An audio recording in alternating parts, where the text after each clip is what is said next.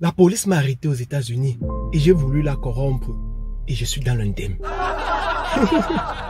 Tu crois qu'on corrompt la police aux États-Unis? Ne fais jamais cette erreur. Allez, regarde cette vidéo pour voir pourquoi est-ce que la police m'a interpellé et ce qui s'est passé et pourquoi est-ce que j'ai mal. À tout à l'heure. C'est terrible. Il y a des moments comme ça. Tu travailles, tu es fatigué, tu dois payer encore la police, payer les tickets. C'est la vie.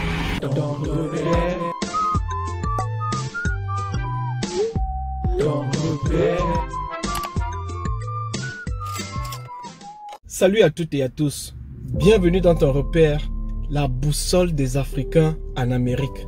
Avant de continuer, permettez-moi de me présenter. Je suis Yannick Poko, je vis en Amérique et je suis le père de ton repère. Sur cette chaîne, nous parlons d'immigration en Amérique, de dévéloterie, des visas, des erreurs à éviter et surtout des astuces pour vous en sortir en Amérique afin de réaliser votre rêve américain, où que vous soyez, même en Afrique, et de préparer votre grand retour en Afrique si vous vivez déjà aux États-Unis d'Amérique. Alors, j'ai fait cette vidéo pour partager avec toi la douleur que j'ai eue ce matin. J'ai été interpellé par la police américaine. Et être interpellé le plus souvent par la police, c'est souvent lorsque tu as commis un délit, lorsque tu as fait quelque chose de mauvais. Et je croyais souvent être assez parfait, mais aujourd'hui, ils m'ont prouvé le contraire. Je roulais à 94 miles à l'heure et la vitesse limite était de 65 miles à l'heure. Donc, si tu veux convertir ma vitesse en kilomètres, je crois j'étais à la hauteur de 151 km à l'heure. C'est énormissime, c'est vrai, c'est vraiment beaucoup. Moi-même, lorsqu'il m'a interpellé, le moment pour moi-même de ralentir jusqu'à ce que je garde le véhicule hors de la route, il a fallu du temps. Il a fallu le temps pour que le véhicule puisse s'adapter et puisse ralentir doucement sans causer des dégâts. Et je fais juste cette vidéo pour attirer l'attention de mes frères et des confrères, surtout ceux qui ont l'intention de venir aux États-Unis ou alors ceux qui se trouvent déjà aux États-Unis et qui n'ont pas encore été touchés par la police américaine ou alors par le ticket. Parce que voici le ticket qu'on m'a donné. Le ticket la somme à payer est de 262 $, environ 100 000 et poussière. Et ça fait vraiment mal. Lorsque tu sais que pour avoir ces 200 $, il te faut travailler plusieurs heures. Tu as mal. Et tu te dis, pourquoi est-ce que tu filais? Tu te poses une question. Parce que parfois, tu te vois en train de filer, de dépasser les gens en route. Et puis, quand vous vous retrouvez au feu rouge, tout le monde vient se retrouver là-bas.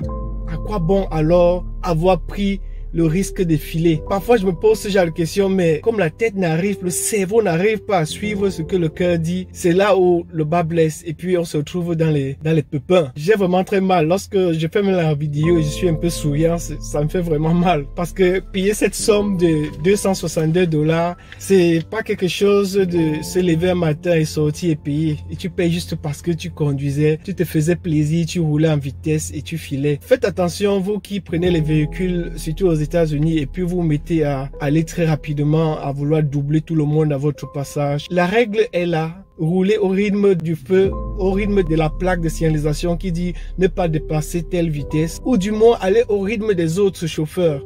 Parce que je crois que si j'allais au rythme des autres chauffeurs, même si nous tous on était à 94, il ne pourrait pas interpeller tout le monde à la fois. Il va savoir que c'est le rythme sur le flot de la route et que le rythme est normal.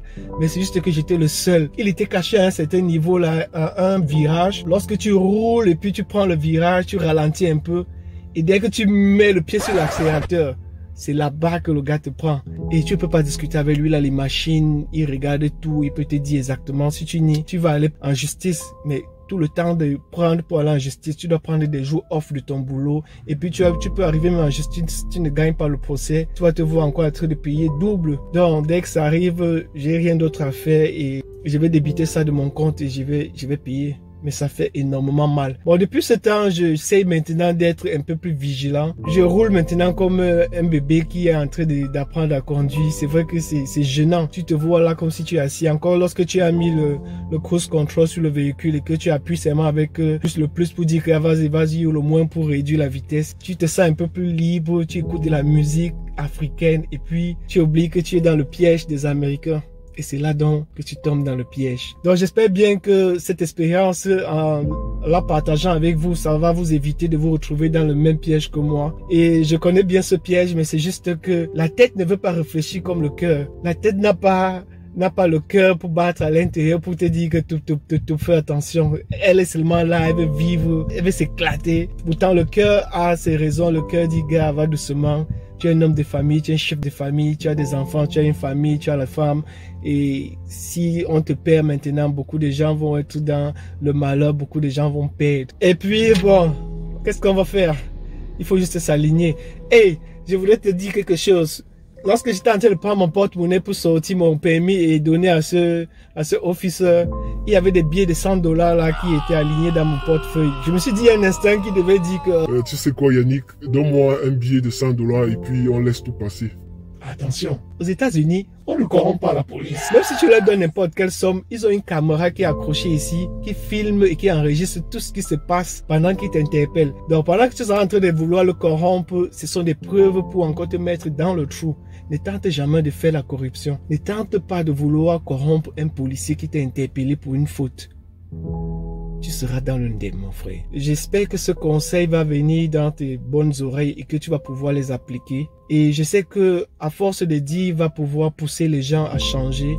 Et lorsque je vous raconte mon expérience, je vous raconte des choses que j'ai vécues, je crois que ça va aussi vous mettre une petite balle dans la tête qui va permettre à ce que lorsque vous allez prendre votre volant, vous allez être plus averti. Parce que vous allez vous rappeler de cette vidéo, vous allez vous rappeler des $262 que je dois payer. $262, ça c'est le salaire d'une personne pour 3 mois dans d'autres pays. Si tu aimes mon contenu comme toujours, n'oublie pas de me mettre un pouce bleu et de partager la vidéo à plusieurs autres personnes. Je crois que ça peut aider certaines personnes d'éviter de se trouver dans ce genre de traquenard. Également, abonne-toi si ce n'est pas encore le cas, parce que tu sais, sur cette chaîne, nous parlons de contenu, des meilleurs contenus, des meilleures astuces, des meilleures erreurs à éviter pour s'en sortir, pas seulement aux États-Unis, mais partout où tu te trouves, parce que ce genre de conseil est applicable partout, pas seulement aux États-Unis. Allez mes amis, je crois que je vais vous laisser à ce niveau et on va se prendre à la prochaine vidéo. Bye bye. Et ce n'est pas tout. Votre repère se trouve dans ton repère, la boussole des Africains en Amérique. Merci.